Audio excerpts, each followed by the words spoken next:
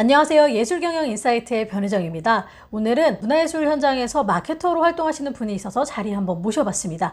안녕하세요. 네, 안녕하세요. 반갑습니다. 네, 반갑습니다. 네. 저희 구독자분들께도 인사 좀 부탁드립니다. 네, 안녕하세요. 반갑습니다. 문화 콘텐츠 SNS 마케터로 활동하고 있는 백인혜입니다.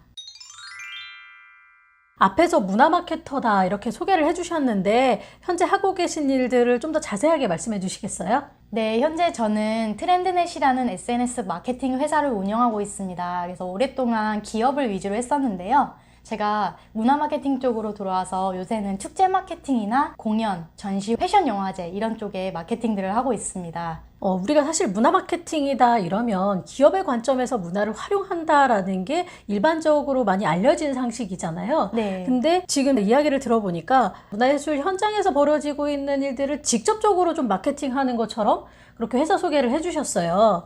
그러면은 이쪽 현장에서 어디에 포커스를 두고 일을 하고 계신지 좀 궁금하다는 생각이 듭니다. 현재 저는 이제 주로 기관들이랑은 일을 많이 하고 있는데요. 서울시나 문화재단, 구청 이런 곳들이 이제 클라이언트로 있습니다. 최근에는 축제 쪽에도 기업이 적용되는 사례들이 있어서 지금은 기업과 지자체를 연결하는 마케팅도 함께 하고 있습니다. 그러면 어떻게 이렇게 문화 콘텐츠 마케터로 활동을 하게 되신지 분명한 계기가 있으실 거라는 생각이 들어요. 그 이야기도 좀 나눠주시면 좋을 것 같습니다. 우연히 제가 학교에 들어가게 됐어요. 대학원에서 문화 콘텐츠를 전공하면서 교수님이나 선배님들이 또 클라이언트가 되시기도 했고, 그래서 대학원이 저한테는 터닝 포인트가 된 것 같습니다. 그러면 제 개인적으로는 이 문화예술 현장이 그 마케팅, 브랜딩 이런 쪽이 굉장히 취약하다라고 생각을 하고 있는데 마케터의 관점에서 이쪽에서 이제 일을 하시면서 느끼게 된 점이 있다면, 그러니까 다른 분야와의 차이점, 특징 이런 게 있다면 어떤 것들이 있는지 얘기해 주시면 좋을 것 같아요. 사실 이제 제가 기업 쪽에 있을 때는 기업들은 마케팅에 굉장히 신경을 많이 씁니다.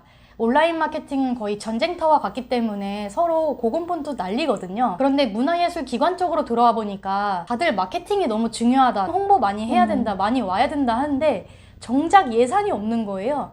홍보에 예산은 안 쓰시면서 사람은 많이 와야 된다. 조금은 모순적이지 않나, 개인적으로 이제 그런 생각을 하고 있고요. 그래서 조금 그런 부분이 아쉽지만 점점 늘어날 것으로 저는 희망을 하고 있습니다.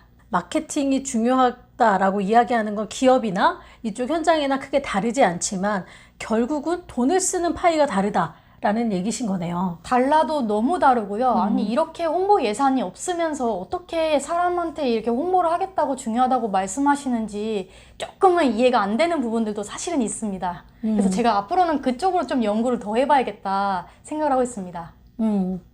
뼈를 맞았네요. 네. 땡. 네. 네. 그리고 이제 사실 이 마케팅, 브랜딩 이런 용어는 어떤 한 영역에 국한된 게 아니라 사실 전 산업군에서, 그리고 요즘에는 핵 개인의 시대라는 얘기를 또 할 정도로 개인도 마케팅을 해야 된다, 브랜딩을 해야 된다라는 얘기들이 굉장히 중요한 시대잖아요. 그러면 그런 관점에서 질문 드리고 싶은 게 하나 있어요. 우리가 마케팅, 브랜딩을 사실 혼용해서 쓰기도 하고 정확한 용어를 알 듯 모른 듯 하면서 사용하시는 경우가 많은 것 같아요. 그래서 전문가의 입장에서 마케팅과 브랜딩이 어떻게 다른지를 좀 짚어주시면 어떨까 합니다. 사실 저도 이 말씀을 드리기는 조금 어려울 수 있는데요. 무 자르듯이 이걸 자를 수는 없는 것 같아요. 그럼에도 불구하고 마케팅은 조금 더 제품이나 소비자, 소비 창출에 목적을 두고 있다면 브랜딩은 고객이나 이런 분들한테 어떻게 우리의 브랜드를 인식시킬까, 가치 창출을 통해서 팬덤을 형성하고 장기적인 관점이 좀 더 포커싱이 되어 있는 것 같아요. 제가 어떤 마케터님의 글을 읽었는데요. 그분이 하신 말씀이 굉장히 와닿았습니다. 마케팅은 나무와 같고 브랜딩은 숲과 같다. 그래서 조금 더 멀리 장기적인 관점으로 이제 브랜딩 이야기를 하고 계셨어요. 그래서 우리가 어떤 지역에서도 아니면 문화 콘텐츠에서도 브랜딩이 좀 중요한 것 같아요. 최근에 제가 어떤 자문회의를 하고 있는데요. 금천구에서는 8개의 축제를 묶어서 통합 브랜딩하는 시범 사업을 선보이려고 올해 첫 사업을 하고 있습니다. 그래서 이렇게 지자체에서도 지금 브랜딩의 이런 중요성을 아시는구나. 앞으로는 더 많이 확대될 것 같은데요. 마케팅은 어쨌든 서비스를 알리고 판매하기 위해서 아주 중요한 수단이기는 하지만 결국은 장기적으로는 소비자들에게 어떤 하나의 아이덴티티, 정체성으로 인식되게끔 하는 그 과정이 결국 중요한 거고, 그래서 더 장기적인 관점에서는 브랜딩이 더 중요하다라고 이해를 하면 될까요? 사실 둘 다 중요하지만 네, 지자체나 어떤 우리 문화 콘텐츠에서도 브랜딩이 정말 중요한 개념인 것 같아요. 사실 제가 이제 이런 이야기들을 좀 하고 싶어서 아까도 제가 말씀드렸듯이 중요하다라고 얘기는 하지만 취약하다라고 모두가 느낄 정도로 중요하지만 어떻게 다루고 어떻게 활용을 해야 될지 사실 좀 되게 애매한 지점들이 있어요. 잘 모르니까. 그랬을 때 이 분야에서 참고할 만한 그 마케팅 전략이나 팁들이 있는지 좀 궁금합니다. 요즘에는 빼놓을 수 없는 분이 충주시 아닐까 싶어요. 워낙 홍보를 너무너무 잘하셨잖아요. 김선태 주무관님. 예, 저는 충주시를 보면서 정말 이건 예산의 문제가 아니라 어떤 틀을 깨는 게 먼저 필요하지 않을까. 기관들이랑 이제 이야기하면서 느끼는 점은 관료적인 그 틀을 내려놓기가 너무 힘드시더라고요. 근데 사실 SNS나 온라인 마케팅의 관점으로 본다면 어떻게 감성 터치를 하고 관계를 맺고 이런 소통을 많이 해야 되는데 우리 기관들이나 문화재단을 보면은 일방적으로 컨텐츠를 그냥 내보내는 쪽으로 많이 포커싱이 되어 있는 것 같아요. 그래서 아카이브를 할 게 아니라면은 정말 SNS를 활성화하고자 시키신다면은 소통형 컨텐츠가 더 많아져야 되는 건 맞는 거잖아요. 그래서 요즘에 그런 방향으로 약간 시도되는 채널들이 좀 여러 개 보이는 것 같고요. 또 하나는 저는 기업과 지자체 콜라보레이션에 굉장히 관심이 많은데요. 구미에 농심 라면 축제가 있잖아요. 그래서 농심이 왜 거기다가 했을까 봤더니 공장이 구미에 있대요. 그래서 라면 축제를 통해서 브랜드와 지역이 상생할 수 있는 이런 축제들, 저는 이런 기획도 되게 신선하다고 생각합니다. 그래서 그동안은 기업이 따로 있었고 지역이 따로 있었는데요. 같이 시너지를 낼 수 있다면 너무나도 좋을 것 같아요. 그래서 이런 것들이 많아졌으면 좋겠습니다. 네, 뭐 요약하자면 이렇게 공지하듯 홍보하는 그런 일방향적인 컨텐츠보다는 양방향으로 소통할 수 있는 그런 컨텐츠, 홍보물들의 기획이 굉장히 중요할 것 같다라는 그런 이야기를 해주신 것 같고요. 또 두 번째로는 기업과 지역 혹은 이런 문화예술 단체, 예술인들이 따로 노는 게 아니라 함께 상생할 수 있는 그런 마케팅 기획, 컨텐츠 기획이 필요하다라는 말씀으로 좀 정리해 볼 수 있을 것 같네요. 정리 잘 됐나요? 네. 역시 브레인이세요. 네. 감사합니다. 네. 네. 그러면 이런 마케터로서의 일뿐만이 아니라 제가 알기로는 다양한 강의나 아까 얘기하신 뭐 자문, 컨설팅 이런 것도 꾸준히 하신다고 지금 알고 있는데 그런 이야기들도 좀 소개를 해주시면 좋을 것 같습니다. 네, 제가 문화 콘텐츠 마케팅을 하면서 재단의 홍보팀이나 담당자분들한테 홍보 강의를 할 일이 좀 많습니다.